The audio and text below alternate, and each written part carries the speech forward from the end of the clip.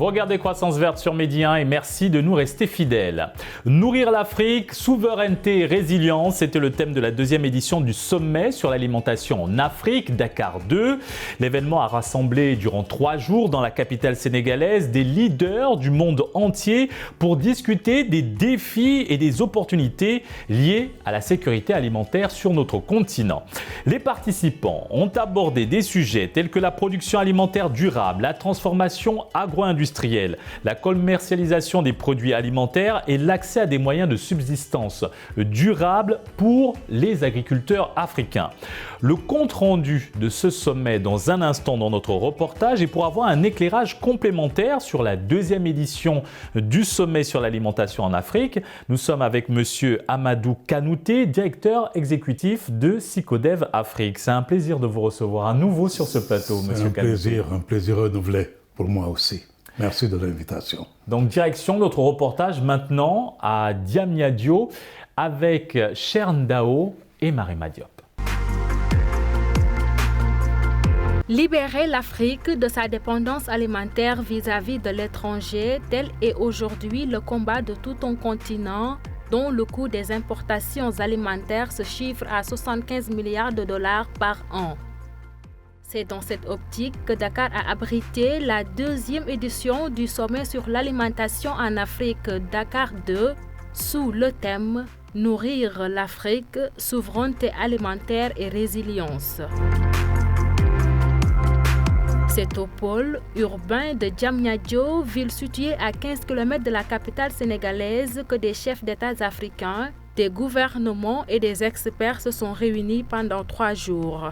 L'objectif, réfléchir et tenter d'apporter une réponse définitive à la lancinante question de la souveraineté alimentaire du continent. Ironie du sort, l'Afrique abrite environ 65% des terres arables du monde et a le potentiel de produire suffisamment pour se nourrir et nourrir le reste du monde.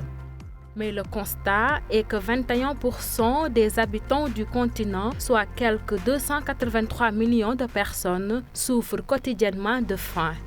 Un vrai paradoxe. Pour mettre fin à cette situation toujours aussi préoccupante, une synergie des actions s'impose et chaque pays devrait jouer sa partition. Quelle est la recette du Sénégal pour gagner ce combat contre l'insécurité alimentaire? La parole aux acteurs. La vision de la stratégie nationale de sécurité alimentaire, c'est qu'en 2035, d'ici à 2035, que toutes les populations sénégalaises aient accès à une alimentation suffisante, qui soit saine. Alimentation saine, on parle d'alimentation, mais aussi une alimentation, on parle de nutrition également dans cette stratégie-là. Donc que tout le monde ait accès à une alimentation suffisante, saine, de façon durable. Et que les capacités de résilience de ces ménages-là soient renforcées. Pour ce qui est de la souveraineté alimentaire, la vision de la souveraineté alimentaire, c'est que l'horizon temporel qui a été défini, si c'est 2028, on se dit que d'ici à 2028, que le Sénégal soit capable de produire, de transformer et de mettre en marché tous ses besoins alimentaires. Il faut aussi insister sur le fait que la souveraineté alimentaire ne peut pas être une question uniquement portée par un sectoriel. C'est une coalition, large coalition, l'État, les privés, ceux qui sont dans la production, ceux qui sont dans la transformation, ceux qui sont dans la mise en marché. C'est vraiment une large coalition qui va pouvoir venir à bout de cette insécurité alimentaire. Pour atteindre cet objectif, agriculteurs et entrepreneurs agronomes ont mis la main à la pâte. D'ailleurs, le Sénégal dispose d'un important potentiel agricole avec d'importantes ressources hydriques qui devraient lui permettre d'atteindre son autosuffisance alimentaire. La Sonacos participe à sa manière. Nous produisons, comme je vous l'ai dit, de l'huile d'arachide raffinée.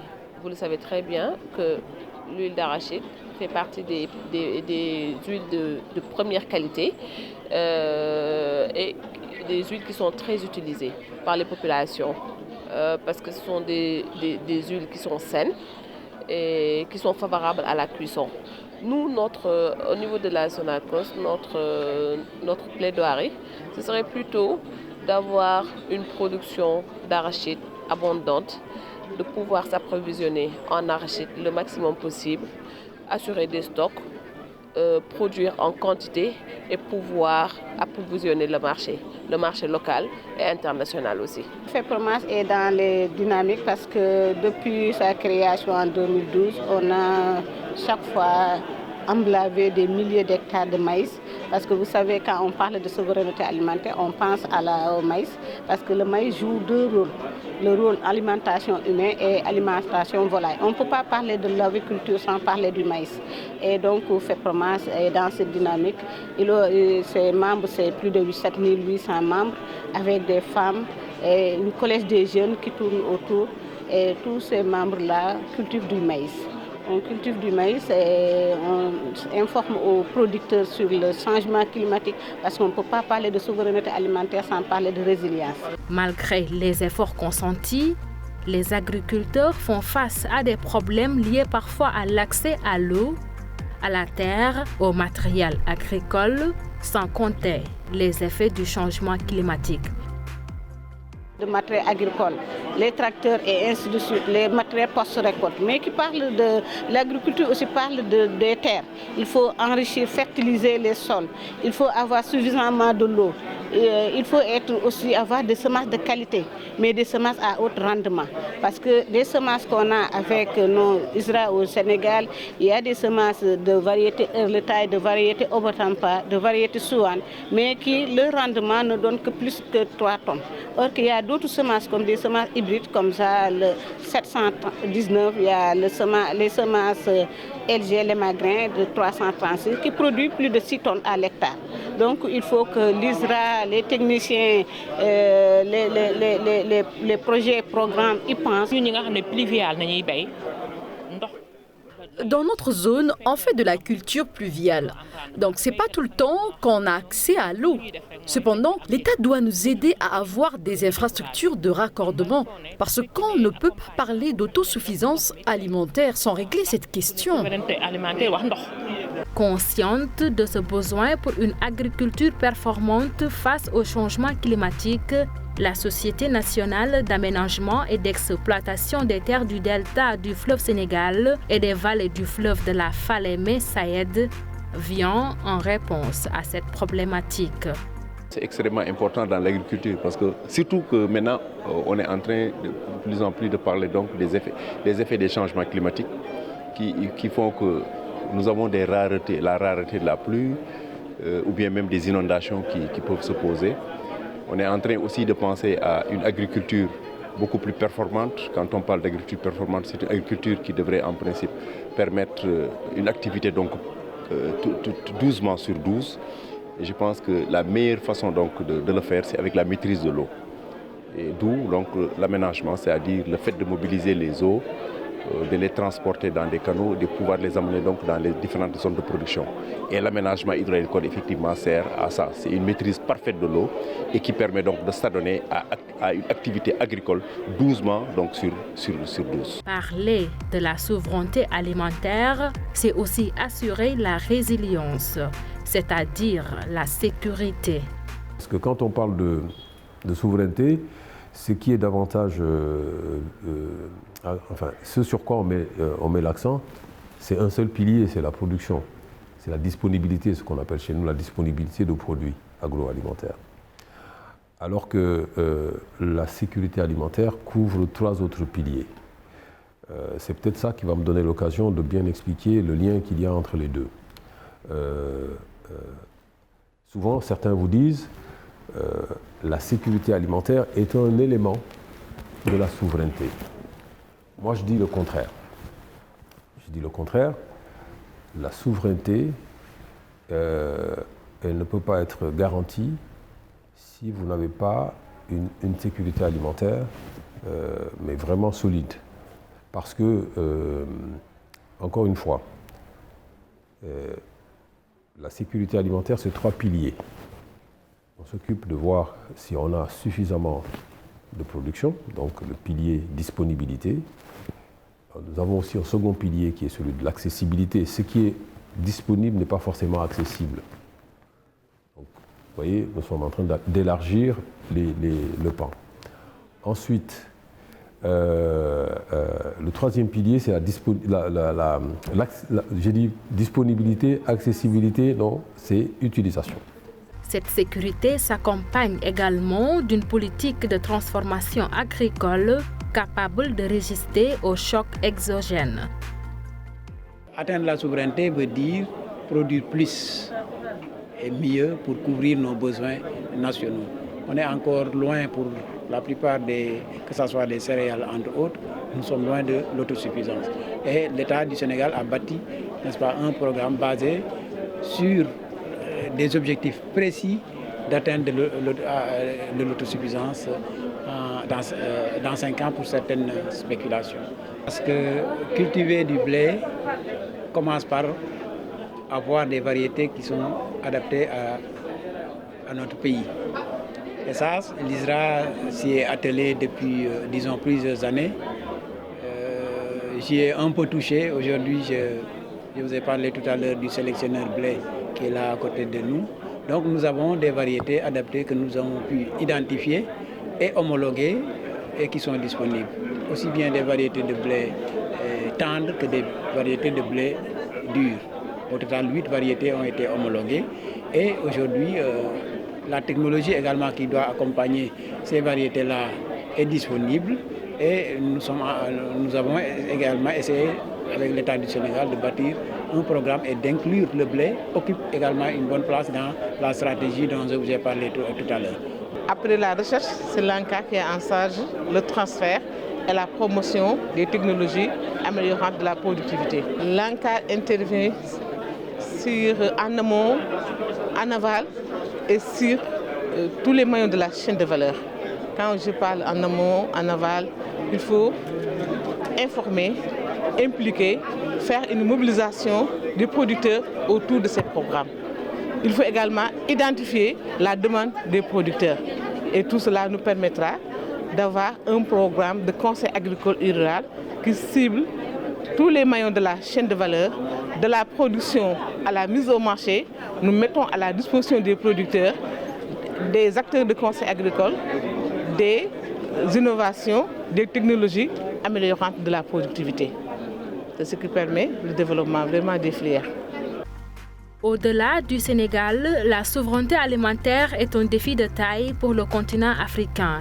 Pour le relever, il est nécessaire de relancer les politiques agricoles, de mobiliser des financements, d'investir dans l'augmentation de la productivité agricole, de soutenir les infrastructures, les systèmes agricoles adaptés au climat. C'est à ce rythme seulement que l'Afrique pourrait prendre son envol et même devenir un grenier pour le monde. De retour sur le plateau de Croissance Verte et nous sommes avec M. Amadou Kanouté, directeur exécutif de Sycodef Afrique. Monsieur Kanouté, selon vous, quel sera l'impact de ce sommet en termes de renforcement de la sécurité alimentaire? Je veux bien sûr parler du sommet Dakar 2. Renforcer la sécurité alimentaire, et particulièrement ici, puisqu'on parle de souveraineté alimentaire, il nous faut nous assurer que les ressources qui vont être mobilisées soient utilisées de manière efficiente et de manière efficace. Nous parlons de 30 milliards de dollars que ce sommet prévoit de mobiliser, dont 10 milliards déjà mobilisés auprès de la BAD. Comment allons-nous utiliser ces 30 milliards? À qui ça va aller en priorité?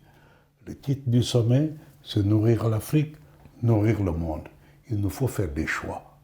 D'abord, nourrir l'Afrique et ensuite nourrir le monde. Autrement, si on ne pense pas en ces termes, en donnant la priorité à nourrir l'Afrique, ce qui va se passer, c'est que ces ressources risquent de retourner là d'où ça vient, c'est-à-dire dans les pays développés, auprès des multinationales de ces pays qui vont investir dans un type d'agriculture qui ne nous donnera pas la résilience. Parce que ça va être un type d'agriculture extensif avec une forte utilisation d'engrais chimiques, de pesticides chimiques.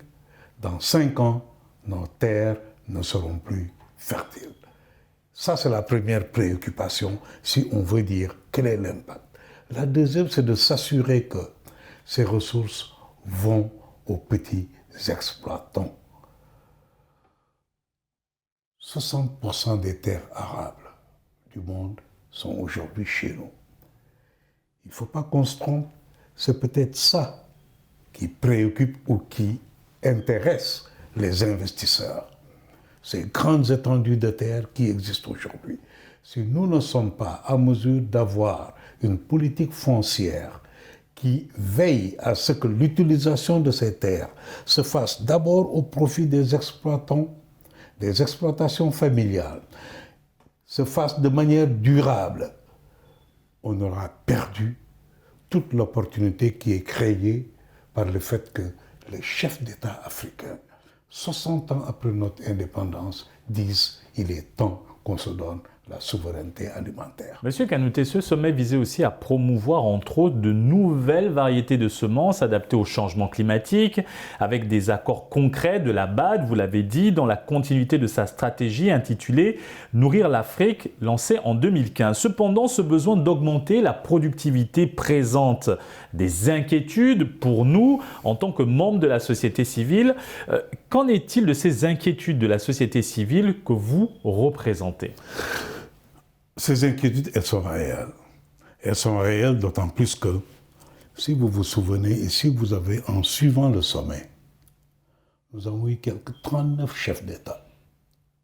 Seuls 2 d'entre eux, l'un était chef d'État, c'est le président de l'Irlande. Le second, c'était le ministre de l'Agriculture du Tchad. 2 de ces personnes ont parlé d'agroécologie. Le président irlandais est venu jusqu'en Afrique. C'est le 88e pays membre de la BAD, de la Banque africaine de développement, qui amène des idées fraîches en disant « nous avons fait une erreur en suivant le modèle productiviste. Je vous exhorte, vous les Africains, à aller vers des pratiques agricoles plus durables. » Et il en appelait à ses collègues d'aller vers l'agroécologie. Dans les décisions qui ont été retenues par ce sommet, lues par le ministre de l'Agriculture et de la Souveraineté alimentaire, les décisions qui ont été arrêtées, lues par le Premier ministre du Sénégal, nulle part il n'a été question d'agroécologie, alors qu'un de leurs collègues a martelé dans la cérémonie d'ouverture, dans son discours d'ouverture et dans la cérémonie de clôture, son discours de clôture, il a martelé que l'Afrique devait veiller à côté du ministre de l'Agriculture du Tchad. Ils étaient les 2 chefs d'État à avoir attiré l'attention en disant « Ne vous fourvoyez pas, n'allez pas dans les erreurs que nous avons commises, nos pays industrialisés. » L'agriculture productiviste, c'est une impasse. Alors comment faciliter cette agroécologie? Comment mieux la promouvoir face à l'agrobusiness ou encore aux agro-industriels qui ont pignon sur rue? Et c'est justement ça l'enjeu de ce sommet. Quand ils disent « nous avons des terres, nous allons nourrir l'Afrique, nous allons nourrir le monde », mon inquiétude, c'est de dire à qui donnons-nous la priorité? Nourrir l'Afrique? Et comment le faire? Si nous choisissons, parce que les ressources viendront en grosse partie, ils l'ont dit dans la déclaration, viendront en grosse partie des partenaires extérieurs. Nos pays vont augmenter leur budget national pour l'agriculture.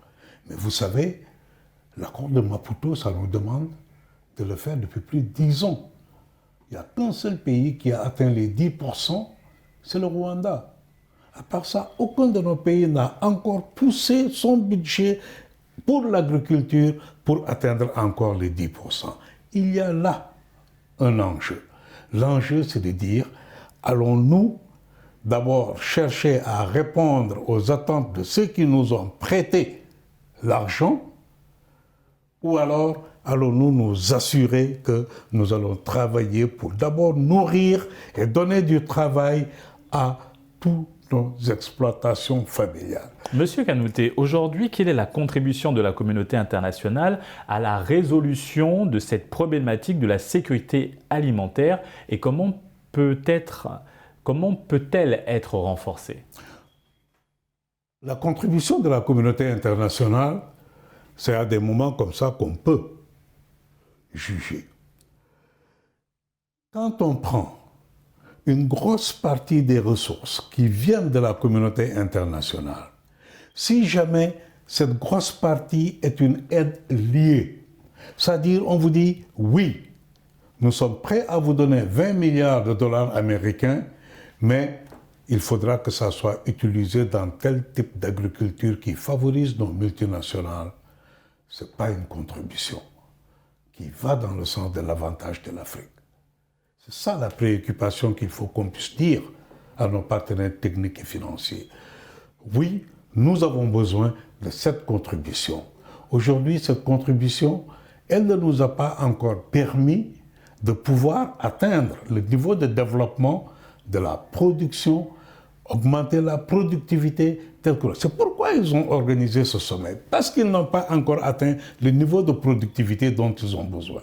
Donc la part de la contribution de ces partenaires extérieurs, de la communauté internationale, quelle est-elle et quel impact cela a eu? Si ça avait eu un impact, pensez-vous qu'on aurait organisé ce sommet-là? Certainement pas. Monsieur Kanouté, à présent, quelle est la responsabilité de l'Afrique elle-même dans la résolution des défis abordés lors de ce sommet sur l'alimentation? Elle est première. Notre responsabilité est première. C'est à nous, Africains, avec 60% des terres arables, avec une population de plus de 52% qui sont des jeunes qui cherchent de l'emploi, les grandes surfaces arables qui existent, le soleil, l'eau. Que nous manque-t-il? La volonté politique. Que nous manque-t-il? Cette décision forte de dire aujourd'hui, il est temps que nous nous prenions en charge. Tout à l'heure, je vous disais, je me réjouis que les chefs de l'État, 60 ans après nos indépendances, disent « allons-y pour la souveraineté alimentaire ». Je me réjouis de cela, parce que c'est peut-être ce qui manquait. Monsieur Kanouté, comment davantage soutenir les initiatives des agriculteurs africains et les organisations qui luttent pour la souveraineté alimentaire et l'agroécologie? D'abord, les ressources. Imaginez que l'on prenne les ressources, la finance climatique, et que nous mettons le gros de cette finance climatique dans justement les semences, comme les OGM, les semences qui ne vont pas permettre à ce que nos agriculteurs puissent se libérer et avoir le contrôle de leur agriculture, nous sommes mal barrés.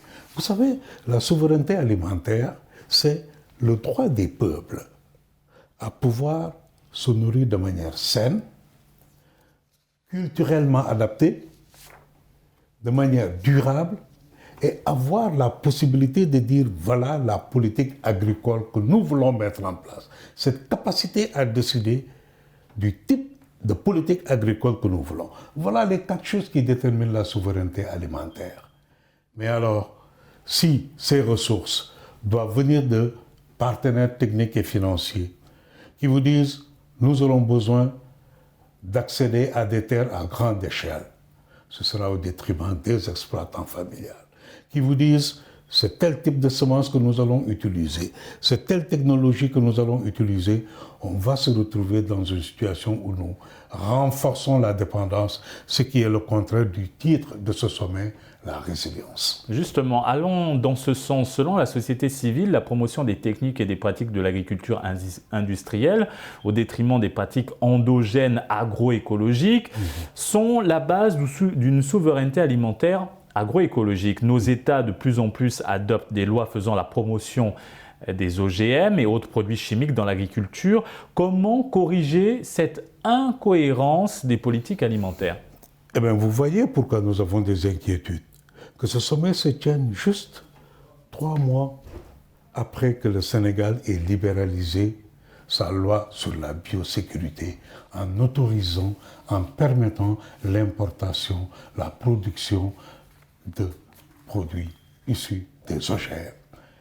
Notre inquiétude se justifie parce que cette coïncidence, qu'est-ce qu'il y a derrière? C'est la question que nous nous posons. Et alors, à partir de ce moment, je dis, il y a 2 choses qui nous permettraient de mesurer l'impact auquel vous avez fait allusion tout à l'heure. 1. Durant la phase de formulation des compacts nationaux, résolution de ce sommet, que ces compacts nationaux soient formulés de manière inclusive et participative et incluent tous les autres acteurs, première chose. Et qu'on s'entende sur le gros de ces ressources vont aller vers tel type de... Deuxième critère, la durabilité. Est-ce que les choix agricoles qui sont faits sont durables ou non? Merci M. Kanouté pour cet éclairage sur ce sommet de l'alimentation Dakar 2. Encore merci d'avoir accepté notre invitation. Merci encore à vous de m'avoir invité. Et merci à vous d'avoir suivi cette émission. Très bonne suite des programmes sur Média.